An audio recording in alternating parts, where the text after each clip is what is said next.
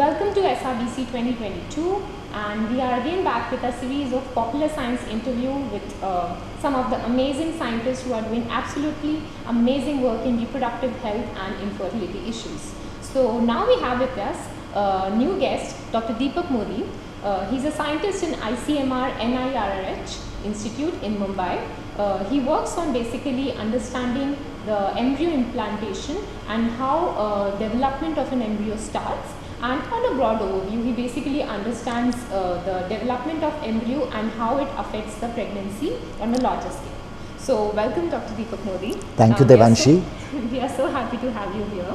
So for our broad public, we would like to first understand what is implantation and why is it necessary for the development of the embryo? Sure. So in mammals such as humans and many other species, fertilization occurs where the sperm meets the egg and the embryo is formed. Now in mammals, as we understand, it happens inside the mother. So the uterus, which is the organ, inside the uterus is the endometrial lining, and in this endometrial lining the embryo is to attach itself and then make a placenta so that nutrition exchange can happen. So the step of initiation of the embryo to attach onto the mother is referred to as embryo implantation. Okay. So why do you think that embryo implantation is required in the first place? Like sometimes ectopic pregnancy happens. Yes. Like where the embryo develops in some other organ except uterus. So what happens in that sense? Right. So when the embryo implantation has to initiate, so that we mark as called as initiation of pregnancy, and until the embryo does not implant, we would not define as initiation of pregnancy. And ectopic pregnancy is where the embryo does not implant onto the endometrium, but it implants in the fallopian tube at the wrong side, and that's called as ectopic pregnancy. There are several reasons for such failure to implant at the right site. One of the things that we believe is that the tubes, fallopian tubes which normally should not allow embryo implantation, there is something gone wrong there, and therefore the embryo recognizes as a favorable site to implant. So the embryo is very smart, it kind of tries to seek around in the endometrium where it wants to implant, so it kind of makes different areas interesting. It kind of looks at each other, talks, and then figure out, okay, this is where I want to implant. Now perhaps in women with ectopic implantations, either the embryo is unable to sense the right site for itself, or whether the endometrium did not respond correctly could be the reasons. Okay, this is really great. You also want to understand that what happens when implantation does not occur.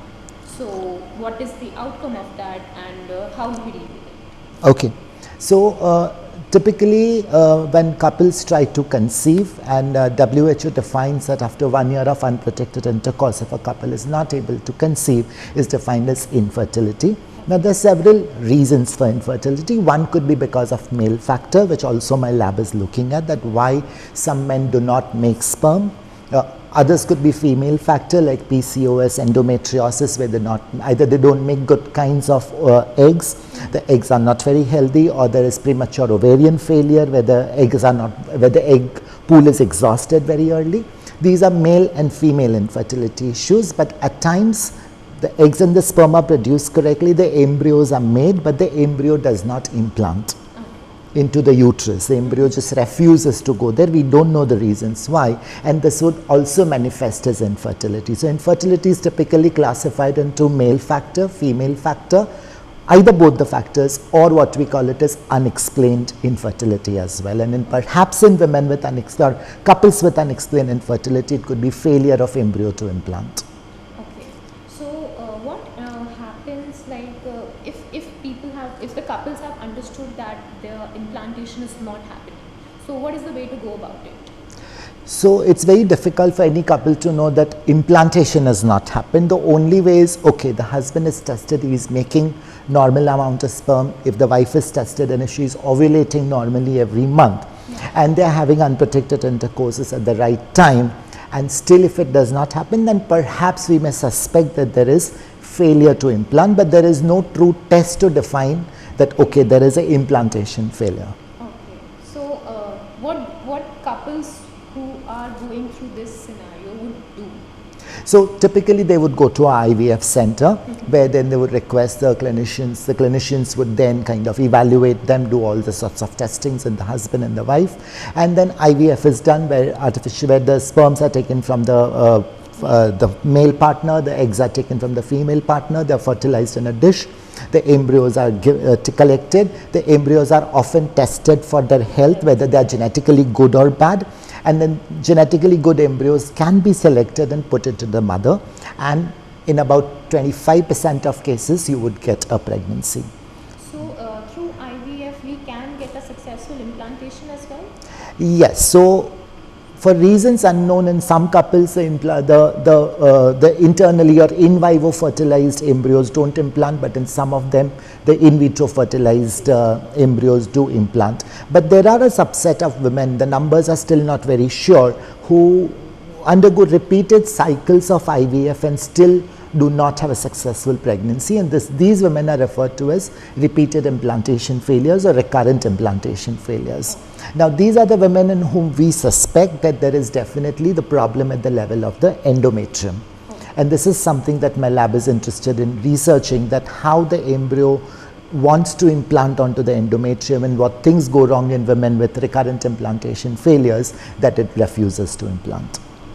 This is a really powerful insight that this can happen to anyone, and we often get to know it when we are in a desperate need to have a child. Absolutely. Yes. So what do you think could be the probable causes for lack of implantation in females? Like are there lifestyle disorder, or it is something to do with genetic or something like that? So that's something which we have not understood, and therefore we need more research there.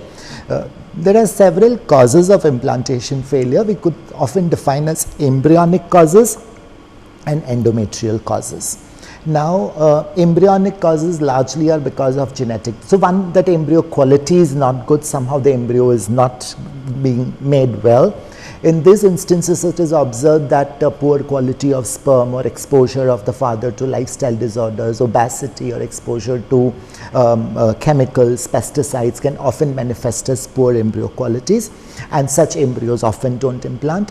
Often the embryos are genetically unhealthy and they don't implant. So these are called as embryonic factors.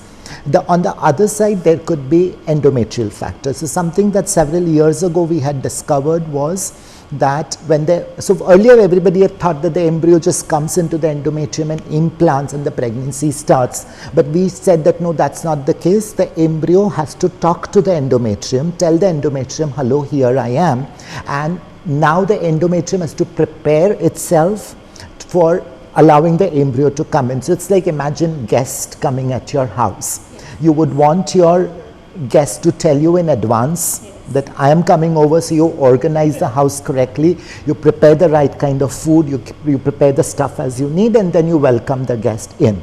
So when these responses, we believe that in certain conditions these responses do not go well. Either the endometrium is unable to sense that there is an embryo, or the endometrium is not able to reorganize itself well to welcome the embryo, and therefore it could manifest as implantation failures. Now if you ask me what could be the causes for such failure to sense the embryo, we don't know. Stress is definitely one of them. Something that's more interesting, which apart from our lab and other labs across the world have discovered, which we call it as the endometrium as a biosensing ability. By that what we mean is that the endometrium can sense whether this is a good quality embryo or a bad quality embryo. Of course, on face value it sounds very logical for it to do, but it was never known before. And what we now have evidence to show that the endometrium can not just discriminate between a good and a bad quality embryo, but now even decide whether it wants to take in an embryo or not. Now imagine if such a biosensor ability is gone wrong, wherein some women the endometrium is becoming extremely choosy and saying that okay, when there is something wrong with the embryo here, I don't want it. And this would manifest often as recurrent implantation failure. So we call it as a very choosy uterus. And on the other extreme, the uterus is unable to discriminate a healthy and unhealthy embryo, and it would just keep on implanting everything. And now what would happen as a consequence, because if the embryo is unhealthy, it will not be able to survive and it will abort in the first trimester. So that would then manifest as recurrent pregnancy losses. You know, the men become pregnant, but they lose the pregnancy in the first trimester. So we think that the endometrium is like a black box, which is supposed to not just allow the embryo to implant and nourish it, but also decides its fate. So first it has to choose the right one and then nourish it correctly so that the pregnancy can continue. So it's what we call it as maternal determinant of embryonic success. Oh, okay. So we really want to know that how smart endometrium is. It chooses the right one and it chooses the one with long-lasting embryo. But in our society, we also come across cases of miscarriages. Yes. And it is a very depressing experience for couples who are undergoing it. And because suddenly you have hopes and suddenly it just goes away. So, are there any cases, and sometimes miscarriages cause is not known. It happens like that. So, improper implantation or misadjustment between embryo and endometrium can cause miscarriage? Yes, so that's what is now being uncovered. Earlier it was thought that only genetic defects in the embryo can cause miscarriage, but now there is evidence that there are some issues with the endometrium. It's unable to sustain an embryo. So I should refer you to this paper which we published a couple of years ago, which we call it as embryo implantation, war in times of love. So we always think, as you rightly said, that pregnancy is a very nice feeling, and we consider it a very lovey-dovey affair, but we describe that the process of implantation of the embryo is like a war, where the mother and the baby puts up a very strong fight with each other, and the embryo wants to implant in the endometrium, and the endometrium doesn't want to let it implant. So you would ask me that why should that be? Because the whole job of the endometrium is to have the baby. But then you must realize that the mother has to invest a lot in having a pregnancy, and the mother doesn't want to invest when there is something wrong with the embryo. So we call it as a proxy war, that here I would give on fight to this embryo and see how much it can restrain itself, and the point at which I feel that yes, it has restrained enough that it will that will welcome inside. So it's not like a very straight lovey-dovey affair where your guest just walks in. You want to completely block the person till you are sure that whoever is coming in is the best for you. So that's how the whole process is. And in women who have miscarriages, there are evidences to show that the endometrial immune system has not adapted itself correctly. So, kind of the house is in a mess. It's not in a complete organization, and therefore the embryo tends to fall off. What we really understood, we never thought that mother, we always picture mother as a caring individual, and this is a new insight that we have gotten, that she really fights with the embryo and she wants to invest in a safe and secure embryo. So, on a broader picture, how is the forefront research in reproductive health and maternity care?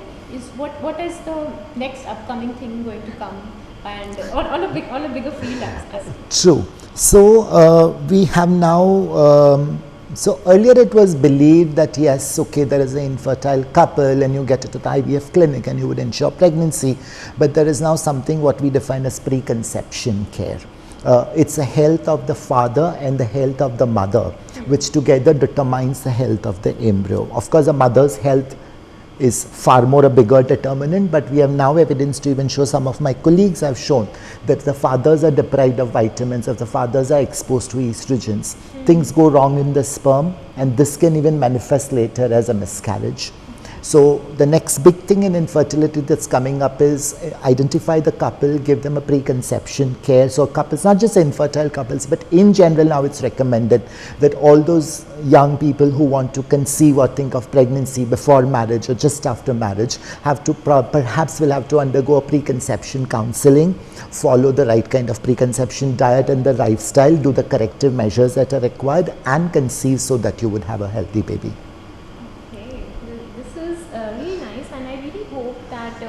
couples who will be undergoing expecting a child in the coming future should definitely take up this preconception care, and definitely look up both man and a woman, that the care is required from both the ends to develop a healthy child. And with this, we would really like to thank Dr. Deepak Modi for coming here in this conference and for giving us a chance to interview him.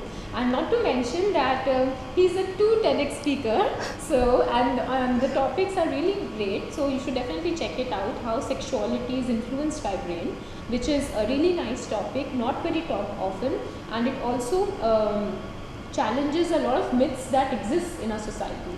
So definitely Google him up and check out his talks. And with this, I really like to thank. Thank you, Devanshi. It was wonderful being here.